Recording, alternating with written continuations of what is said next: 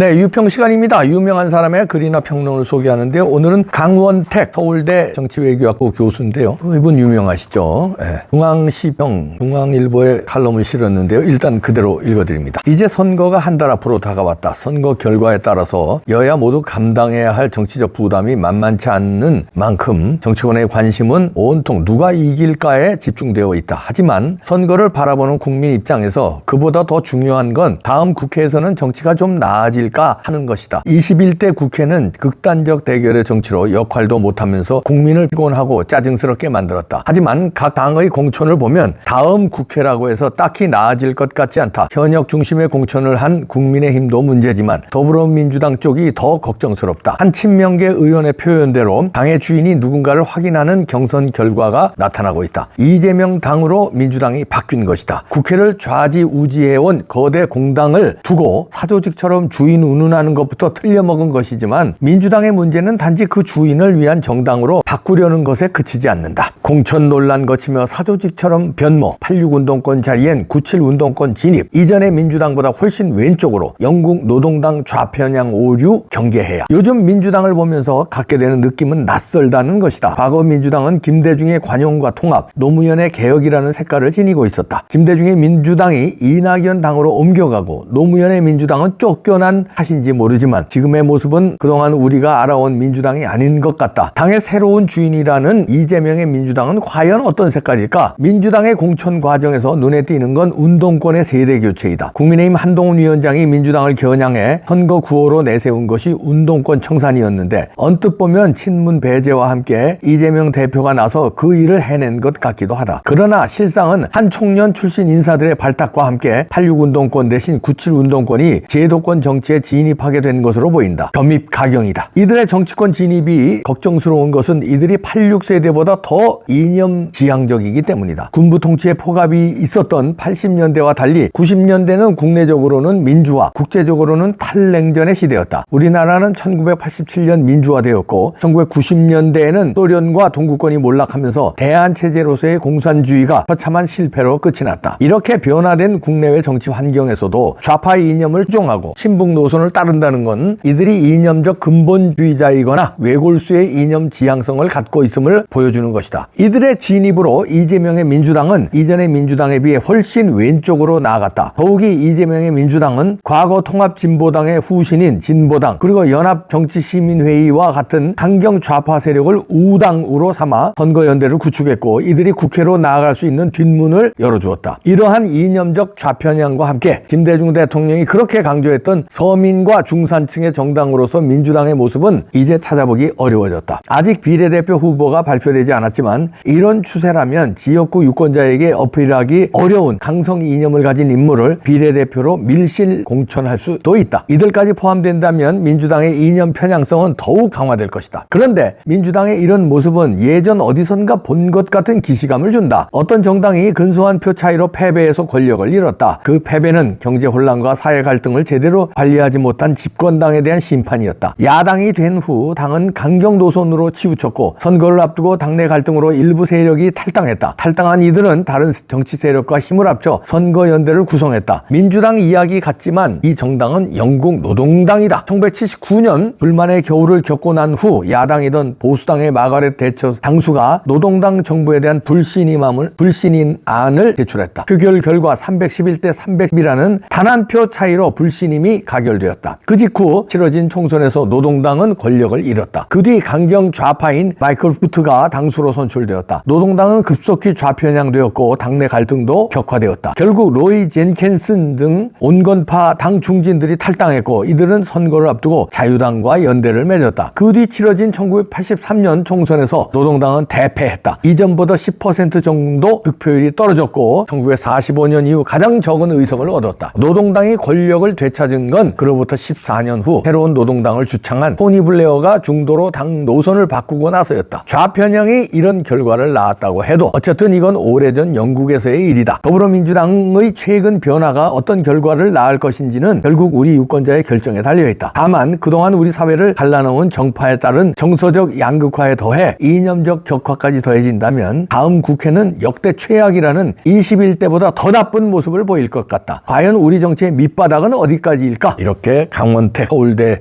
정치외교학부 교수의 분석이었는데요. 참고로 강원택 교수는요, 뭐 대놓고 우파도 아닙니다. 그렇다고 좌파는 더더욱 아니고요. 말하자면 뭐 중도라고 봐도 될 거예요. 그러니까 이쪽 저쪽을 정치학은 그 뒤틀에서 그런 분석 틀로 이쪽 저쪽을 다 비판해 왔고, 뭐 굳이 분석한다면 뭐 중도 우파 성향이 좀 있다, 이렇게 볼 수 있는데, 그런 분의 지적이, 중도 우파 성향의 지적이 지금 민주당은 낯설대는 거예요. 아무리 이해하려고 해도 민주당을 이분은 이해를 많이 한 분입니다.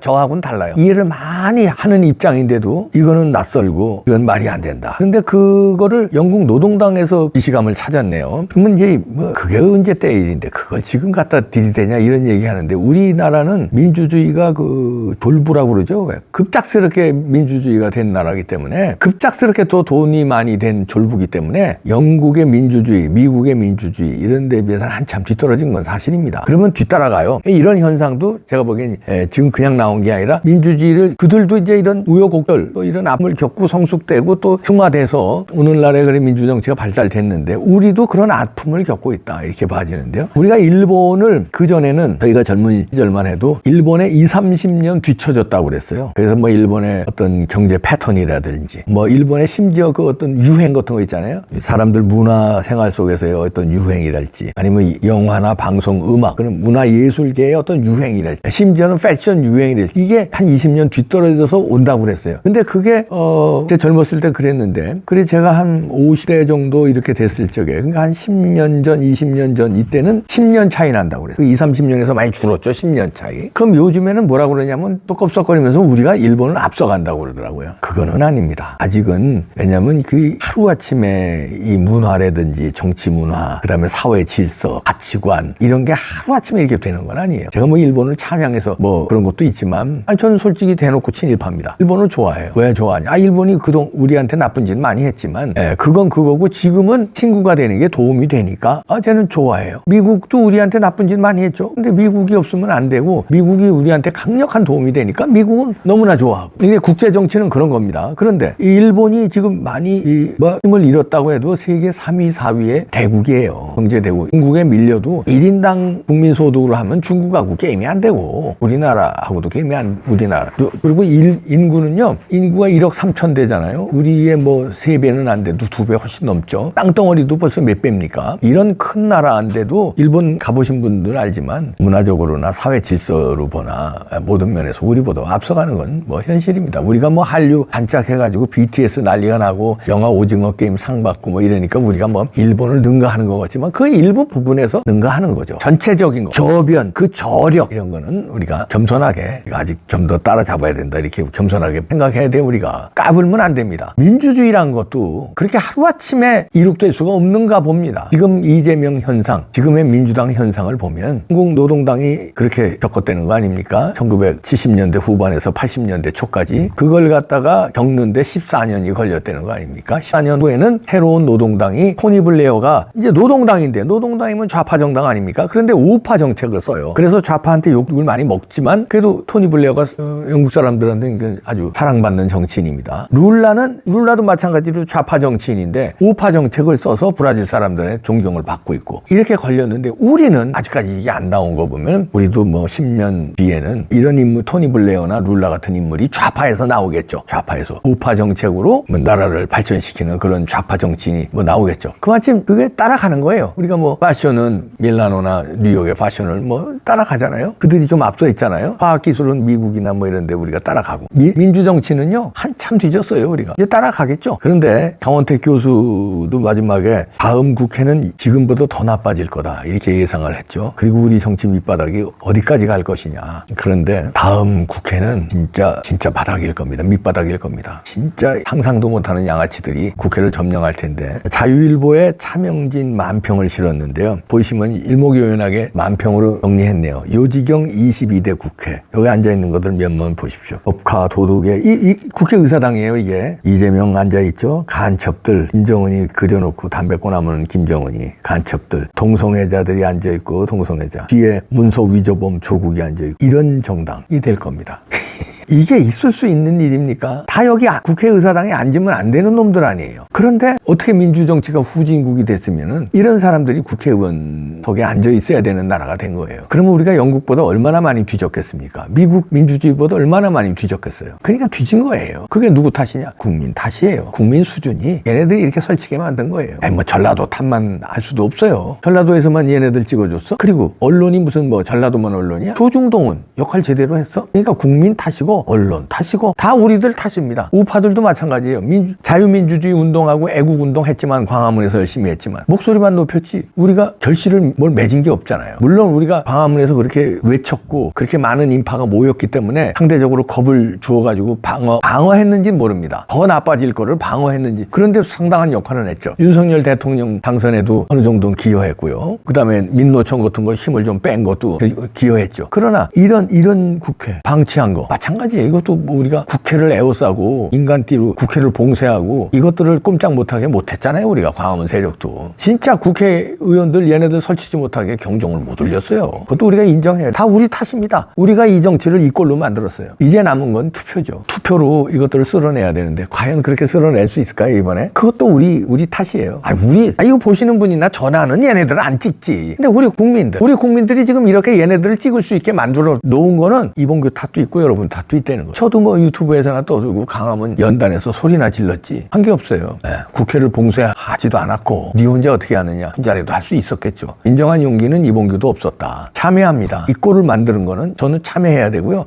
여러분들도 유튜브 보시고 흥분만 했지 강화문에 나와서 소리만 질렀지 그래 부정선거하면 안 된다고 우리가 가슴만 졸였지 행동에 못 나선 거 뭐 마찬가지입니다. 저나 여러분이나 더 나쁜 놈들이야 뭐 민주당을 지지하는 놈들 개딸이고 뭐 이런 놈들은 뭐 말할 거 없고 그건 매국노들이고 나라를 이렇게 만든 장본인들이지만 우리가 그들을 못 막은 것도 우리의 책임도 있는 거예요. 최악의 국회가 될 건 불보듯 뻔한데 이거를 단죄 못하는 우리 참 답답하네요. 그래서 신드롬이 일어난 건데 윤석열 신드롬, 한동훈 신드롬이 일어났는데 힘이 빠지네요. 그래도 정신 똑바로 차려서 그래서 이번에 전략적으로 해야 돼요. 지역구 국힘당 찍고 비례는 투사들을 찍어야 돼요. 자유통일당 투사거나 무소속 투사거나 안 싸우는 사람들은 비례에서는 찍지 말고 지역구에 할 수 없이 국힘당 찍어야 되겠죠. 선수가 없으니까.